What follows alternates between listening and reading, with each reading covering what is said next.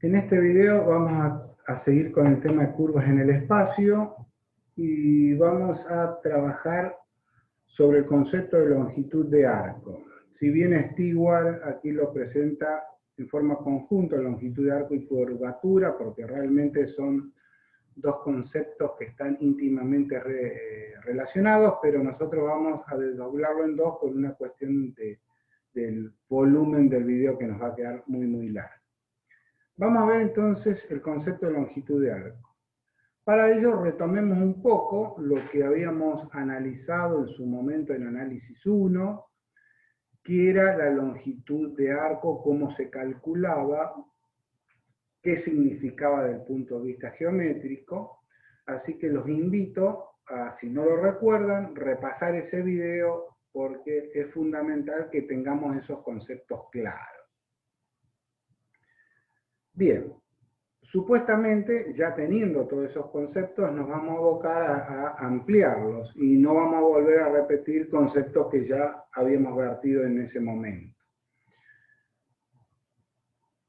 Nosotros ahora, la diferencia importante que vamos a tener, que en vez de trabajar como lo hacíamos con una curva que estaba en el plano XY, aquí le agregamos una tercera dimensión. O sea, esta curva va a tener una tercera dimensión que es el eje Z. O sea, nuestra mosca inicial, en un comienzo estaba caminando en nuestro piso permanentemente. Por lo tanto, describía una curva plana.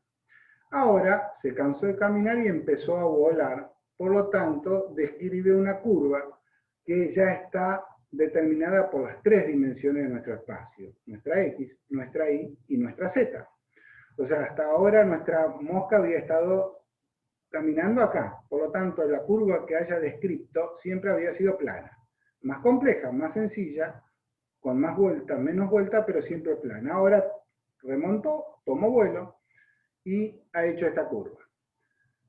¿Qué queremos hacer? Es, si nosotros de alguna manera supiéramos la trayectoria y tuviéramos alguna manera artificiosa, ingeniosa de poner a lo largo de la trayectoria un hilo y luego lo tomáramos de las dos puntas y lo extendiéramos y lo midiésemos, pues eso es la longitud de ese arco.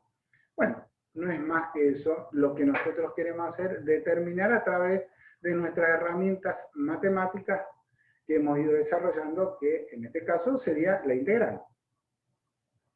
Si ustedes se fijan, Stewart dice que la longitud de arco de una curva en el plano es o esta fórmula o esta, que eso difiere un poquito respecto a la que nosotros habíamos visto, que era la integral entre a y b de la raíz cuadrada de 1 más f' al cuadrado. Pero en realidad esta fórmula es equivalente a la que vimos, porque aquí Stewart lo trabaja en forma paramétrica. Fíjense que x es eje de t e y eje de t.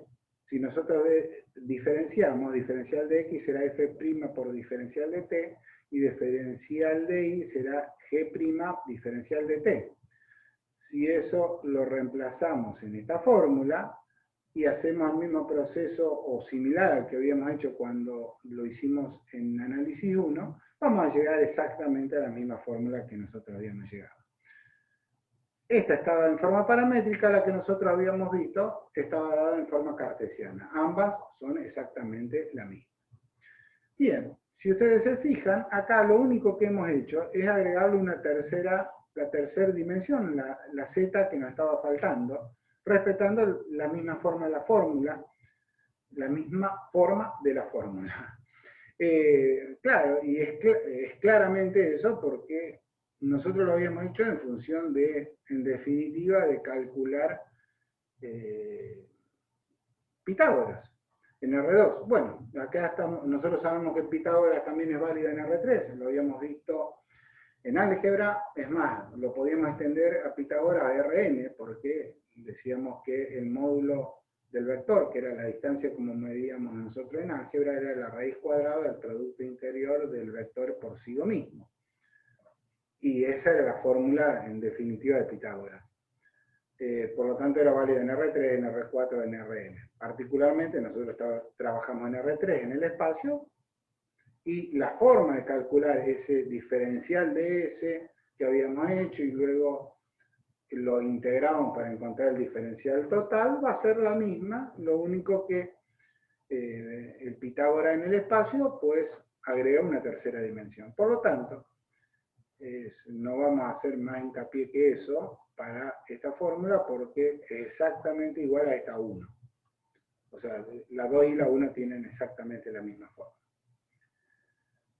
En definitiva, esta fórmula nos estaría dando esta longitud de arco que nosotros estamos buscando.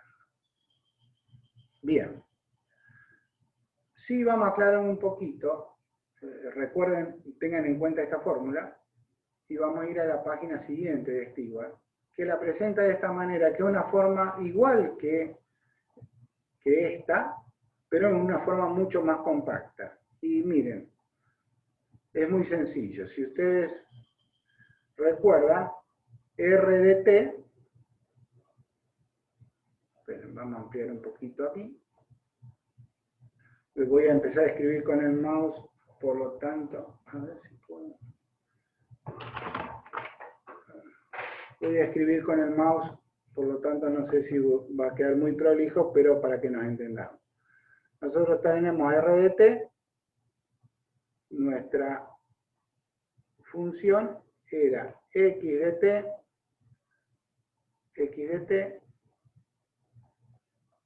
y de t, z de t.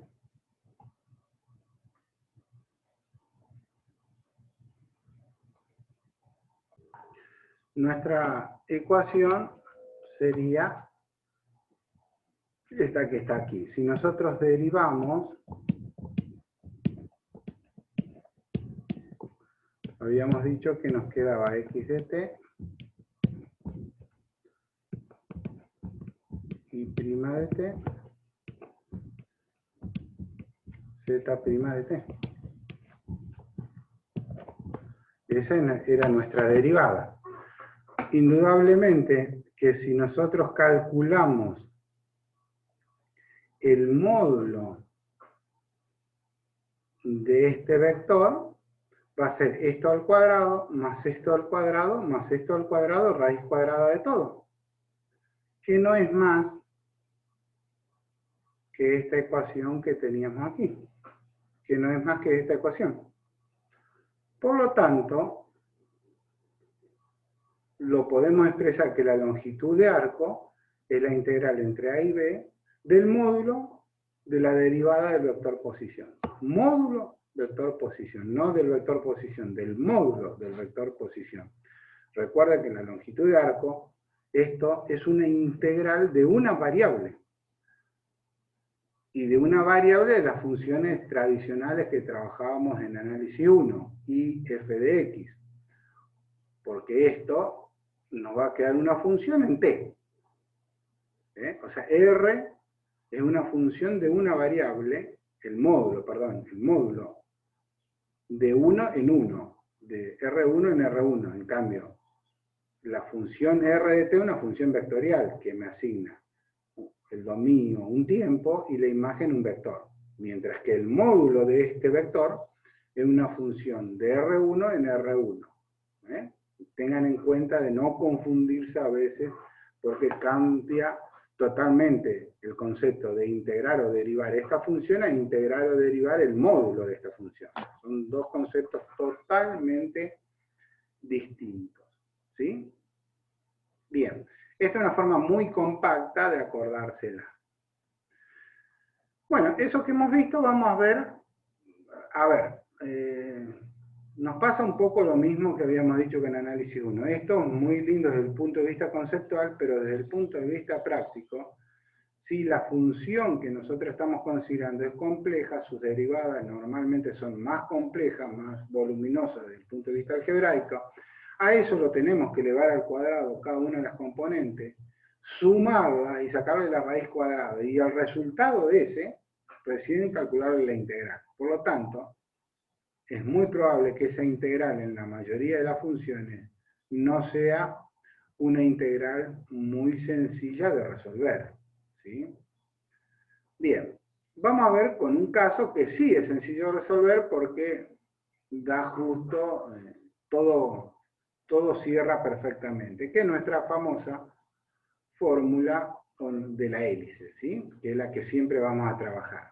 Recuerden que siempre en análisis 2, cualquier autor, van a ver que toman siempre ecuaciones que los resultados algebraicos sean muy, muy sencillos desde el punto de vista de resolución, para que eso no nos entorpezca a donde nosotros queremos ver en análisis 2, que es el concepto de lo que estamos realizando.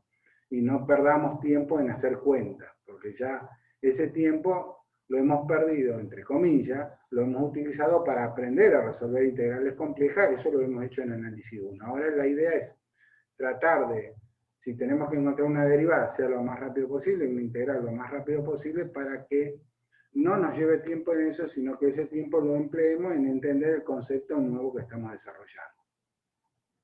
Bien, por eso que van a ver que siempre los autores toman funciones muy sencillas para resolver. Este es el caso. Bueno, si nosotros tenemos función r de t, nuestra función r' será la derivada de coseno es menos seno, de seno coseno, y de t es 1. Por lo tanto, fácilmente tenemos que esta es r' de t. Si nosotros le calculamos el módulo de esto, será esto al cuadrado más esto al cuadrado más 1. Seno cuadrado, esto es positivo, seno cuadrado más coseno cuadrado es 1, lo que está adentro de la raíz es raíz de 2, es 2, el resultado es raíz de 2. Por lo tanto, el módulo es raíz de 2. Esta función la tenemos que poner aquí y calcular la integral. Y que esta integral, obviamente, la integral de esto, de raíz de 2, es raíz de 2t, evaluada entre 2pi y 0, me da esta solución. Bien. Como está planteado, esto salió muy, muy fácil. ¿Por qué? Porque la función que tenemos que integrar es raíz de 2, una constante. Pero imagínense que acá hubiésemos tenido, no sé, el logaritmo sobre el seno de t, acá hubiésemos tenido coseno cuadrado más x al cubo, y acá otra función, cuando hagamos la derivada, lo evaluamos al cuadrado, saquemos esta raíz, a esa función le vamos a tener que encontrar la integral. Va a ser medio difícil encontrarla. Bueno, en esos casos, obviamente hay que recurrir a algún método de aproximación, algún método numérico de los que hemos visto, o desde el punto de vista computacional, hoy día es relativamente sencillo, cualquier programa lo resuelve. Pero imagínense aquí estos temas cuando alguno, por algún motivo, lo tenía que resolver hace 30 años atrás que no disponía de esos métodos. Bien, hagan un ejemplo. Aquí hay otro ejemplo bastante sencillo de otra curva, aquí de otra curva. Hagan varios ejemplos como para entender. Pueden también tomar la idea de cuando habíamos hecho en R2, si quieren repasarlo, calculando esta fórmula en R2 como si fuese una circunferencia, que será la ecuación coseno de t, seno de t, coma 0, empleen esta fórmula y bueno, lógicamente van a encontrar el perímetro de una circunferencia, como para chequear de que esto por lo menos, con ejemplo sencillo, anda, y en realidad anda para siempre, anda siempre, ¿verdad? Bien.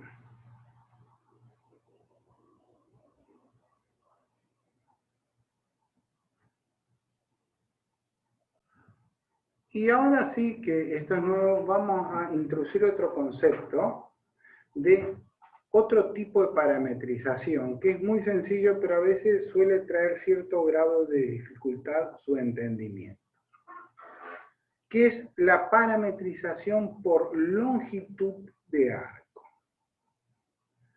Y cuando hablamos parametrización de longitud de arco, nos estamos refiriendo específicamente no a la forma que tiene ese arco, no a la forma que tiene la curva, sino a la longitud que va adquiriendo a medida que transcurre el tiempo.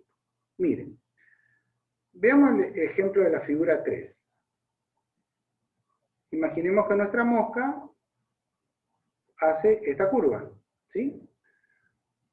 Si nosotros lo hubiésemos parametrizado por el tiempo, o por t, como siempre, decimos que para t igual a 0 estaba acá, para t igual a no sé, 5 segundos estuvo aquí, para t igual a 10 segundos estaba acá, ¿no es cierto? Bien, ¿qué ocurre? Nosotros podemos pensar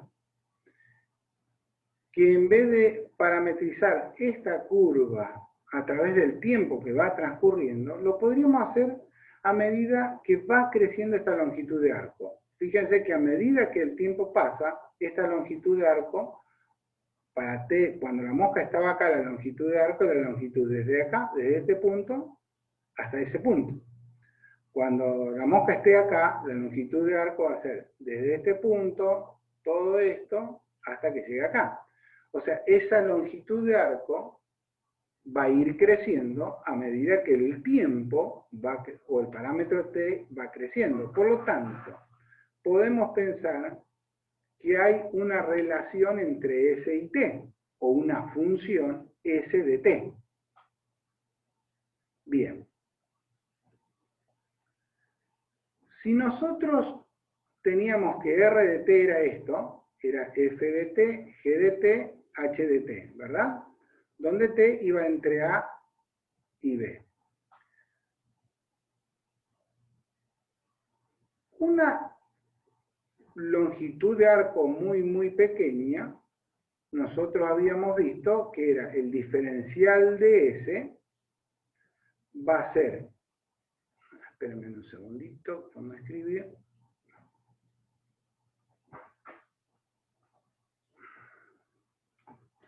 O sea, ustedes tienen que un diferencial de S que va a ser igual al módulo de R' de T por un pequeño cambio en el parámetro de T, que era la formulita que habíamos, que luego nosotros vimos en análisis 1, que si integrábamos esta formulita, lógicamente al integrar esto, nos daba el arco total. Nuevamente, si no lo recuerdan, repásenlo. Pero esta era la formulita en diferencial de S, o sea, un infinitésimo de diferencial. Cuando nosotros hacíamos la integral, estábamos haciendo la integral de esto, que es lo que está aquí, que a su vez llegábamos a la conclusión que era esta fórmula. Esto es lo que habíamos hecho en R2 y luego lo extendimos en R3 agregando la tercera componente. Por lo tanto, el diferencial de S respecto de T va a ser exactamente igual al módulo de R de T, que es lo que puso aquí. Y aquí tenemos S en función de T, que es la formulita que nosotros estábamos buscando, S en función de T. O sea, el módulo este que estábamos diciendo, lo que tenemos aquí, lo que nosotros calculamos que en nuestro caso, en nuestro ejemplo hubiese sido raíz de 2, eso es el diferencial de S. El diferencial de S respecto de T. ¿Sí? Bien.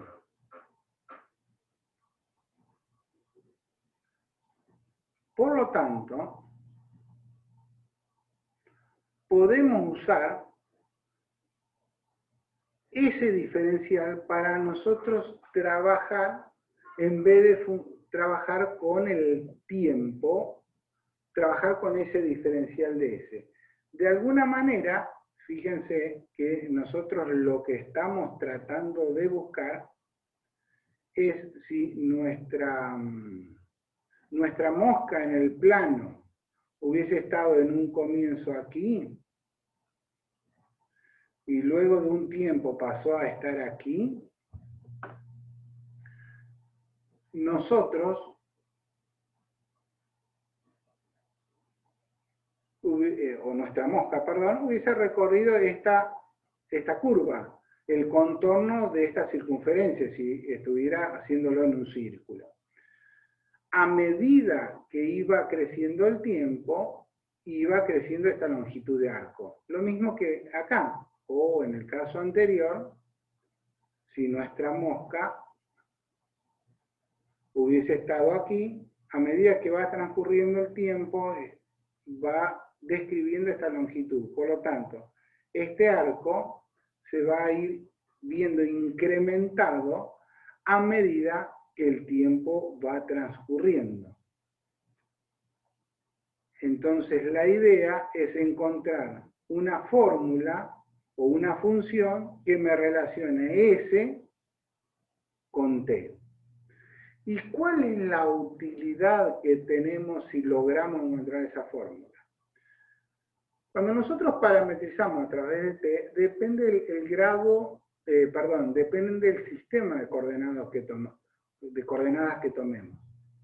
La forma va a ir cambiando respecto al sistema de coordenadas. Recuerdan que, por ejemplo, una función depende, o sea, la gráfica de esta función sigue siendo la misma, pero tiene una fórmula en el sistema coordenado XZ y tiene otra fórmula en un sistema de otro sistema coordenado, por ejemplo, un cilíndrico.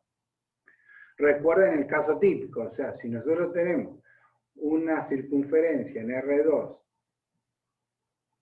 en forma cartesiana, nosotros sabemos que vamos a decir una circunferencia de radio unitario. Si nosotros esa ecuación, si esa circunferencia desde el punto de vista geométrico la expresamos en un sistema cartesiano, la ecuación es I igual a raíz cuadrada de 1 menos x al cuadrado. Ahora, si esa ecuación la pasamos a nuestro sistema polar, nuestra ecuación era r igual a 1. Difieren totalmente nuestras ecuaciones, pero desde el punto de vista geométrico siguen describiendo la misma curva. Eso que a veces es una ventaja, a veces es un inconveniente, porque esta curva o cualquier curva en este sistema X y Z no tiene la misma forma que en otro sistema paramétrico. Ahora, la longitud que hay de arco en este sistema va a ser lo mismo que la longitud de arco en cualquier otro sistema. Volviendo a nuestro ejemplo. Si nosotros tenemos un radio unitario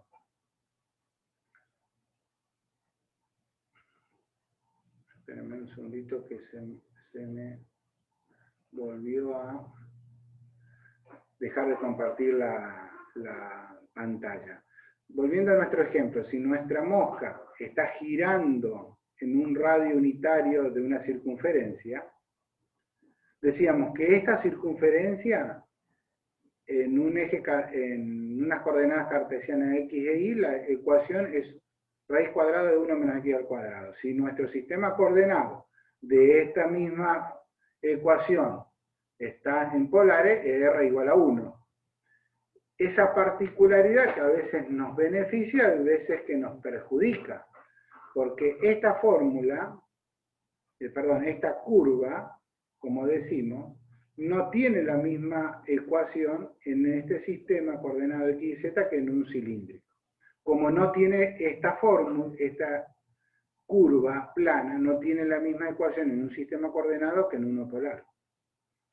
Pero esta longitud de arco, si esto es radio unitario, esto es pi sobre 2, esta longitud de arco va a seguir midiendo pi sobre 2 si el sistema cartesiano, si el sistema nuestro es coordenada cartesiana o polar, porque esta longitud de arco no cambia, porque es algo intrínseco de su curvatura, de su forma de la curva, de la longitud de la curva es propia, la curva es una, no importa en qué sistema la describamos. Por lo tanto, eso es la gran ventaja cuando una curva uno la puede parametrizar, no en función de t, sino de la longitud de arco. Que esa forma no va a cambiar independientemente del sistema coordenado que tomemos. Por eso dice eso, lo explica aquí Stewart. Dice, con frecuencia es útil parametrizar una curva respecto a la longitud de arco, porque esta surge de forma natural de la curva y no depende de un sistema coordenado en particular. Si una curva R de t ya está en función del parámetro t y s de t, o sea, recuerden, si nosotros teníamos que R era función de T, ¿sí? Y T, o el S, la longitud de ese arco, es función del parámetro, o sea, la mosca cuando estaba aquí, el tiempo era, no sé, 0. Y la mosca cuando estaba aquí pasó un segundo, es t igual a 1. Esta longitud de arco, no sé, valdrá 2 metros. Cuando la mosca fue a esta posición C y pasaron 3 segundos, la longitud del arco será, no sé, el triple que la inicial. O sea que esa longitud de arco está en función del tiempo transcurrido. De alguna manera, podemos expresar esto que está aquí, o sea, R es función del tiempo. Por lo tanto, si R es función del tiempo, habrá, la posición es función del tiempo. Por lo tanto, esa longitud del arco es función de ese tiempo transcurrido. Si es así y esta función es biyectiva, habrá alguna otra función, que es la inversa, que podré poner a t en función de s. ¿Verdad? O sea, si nosotros tenemos la función igual a seno de x es arcoseno de y. Son las funciones inversas. Bueno, acá pasa lo mismo. Si yo tengo una función que me relaciona s con t, habrá alguna otra relación, que es la función inversa, que me relaciona t en función de s. O sea, ¿cómo lo obtengo? Esta función despejando de esta función. Bien, un poco esa es la idea. Entonces decir, en vez de poner R en función de t, podría ponerlo a R en función de t, pero a su vez en función de S. Entonces R en definitiva me queda en función de S, parametrizado por S. O sea, aquí tendría como última variable t en función de R y acá de S. Pero en realidad, recuerden que todo esto no lo estamos haciendo para R, sino lo estamos haciendo para R'. Entonces, de alguna manera, en vez de ponerlo a R en función de t, lo pondría a R, sigo con R, R'. R' en función de S. ¿Está claro? Volviendo a nuestro ejemplo de nuestra bien amada curva helicoidal, nuestra hélice, habíamos visto que el módulo de RDS, ¿se acuerdan que en la clase anteriormente aquí dijimos esto que está acá? ¿Sí? O sea que el diferencial de S respecto de T sería igual a RDS. Por lo tanto, diferencial S respecto de T, el módulo de R de T, no de RDS. En nuestro caso, esto era raíz de 2. Por lo tanto, el diferencial de S respecto de T es raíz de 2. S en función de T sería la integral esta. Y nos queda esto que está aquí. ¿Qué nos está diciendo? Que la función buscada es en función de t es raíz de 2t. Bueno, este es un caso muy sencillo, es una lineal, pero en general es una función cualquiera. Por lo tanto, si nosotros reemplazamos por su equivalente, de acá podemos despejar t para poner todo en función de s. Recuerdan que acá teníamos la función original, era r coseno de t, seno de t y t. En vez de poner t, ahora a través de esta ecuación podemos despejar de aquí t y ponerlo en función de s. Por lo tanto, aquí habríamos encontrado r en función de s, de la longitud de arco. O sea, hemos reparametrizado la función esta en función de la longitud de arco. Si ustedes, para que lo entiendan mejor, si ustedes quieren analizar este ejemplo, le tendrían que quitar esta ecuación. Este término de la ecuación. ¿Sí? Entonces, aquí claramente vemos que a medida que S aumenta, vamos a ir recorriendo este círculo. ¿Sí? Con la ventaja que esa parametrización es independiente, como decimos, la parametrización por longitud de arco, es independiente del sistema coordenado que elijamos. Bueno, hasta aquí habríamos llegado con longitud de arco. En un nuevo video vamos a tratar el tema de curvatura y también les recomiendo que hagan lo mismo que hicimos con longitud de arco, que repasen el concepto de curvatura que habíamos estado analizando en análisis 1, para que les sea muy sencillo entender la curvatura para curvas, pero ya en el espacio.